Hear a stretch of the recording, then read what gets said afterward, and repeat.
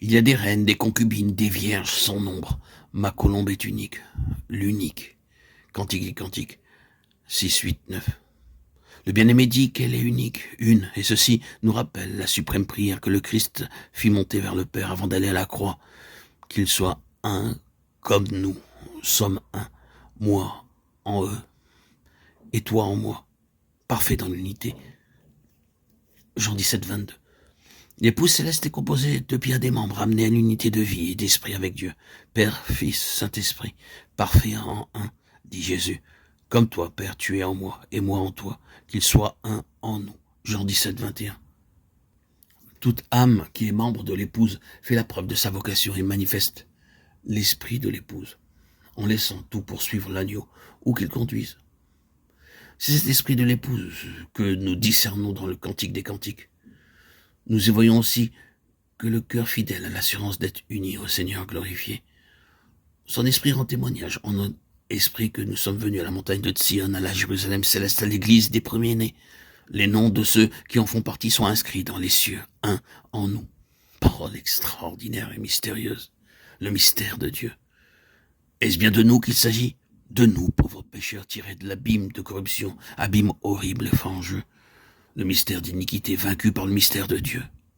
Dieu manifesté en chair. Dieu réconciliant le monde avec lui en Christ. Mystère suivi de cet autre, Christ en vous, l'espérance ou l'assurance de la gloire. Colossiens 1, 27. Le bien-aimé décrit aussi d'autres âmes qui sont dans le royaume du Père, mais qui n'ont pas encore été amenées à l'unité. Elles sont royales, nobles, victorieuses. D'autres se sont à moitié données, leur cœur est partagé. Elles disent, Seigneur, je te suivrai, mais... Luc 9, 61. Il y a aussi des vierges, sans nombre, âmes cachées en Christ, mais qui ont encore besoin de lait et ne peuvent connaître la communion de ses souffrances et de sa croix. Elles sont incapables de le suivre dans le chemin de la douleur et de l'ignominie. La Soulamite sera entourée de compagne lorsqu'elle sera présentée au roi. Psaume 45, 14. Alors la multitude céleste chantera Alléluia. Donnons-lui gloire, car les noces de l'agneau sont venues et son épouse s'est préparée. Apocalypse 19, 6, 7. Enfin, il y a ceux qui sont particulièrement appelés, bénis, heureux, parce qu'ils sont conviés au festin des noces de l'agneau.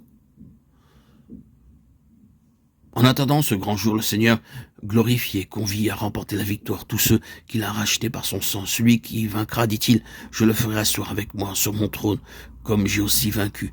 Apocalypse 3, 21. Celui qui vaincra, j'écrirai sur lui le nom de mon Dieu et le nom de la cité de mon Dieu, de la nouvelle Jérusalem, qui descend du ciel, venant de mon Dieu. Que celui qui a des oreilles écoute ce que l'Esprit dit aux églises. Apocalypse 3, 12, 13.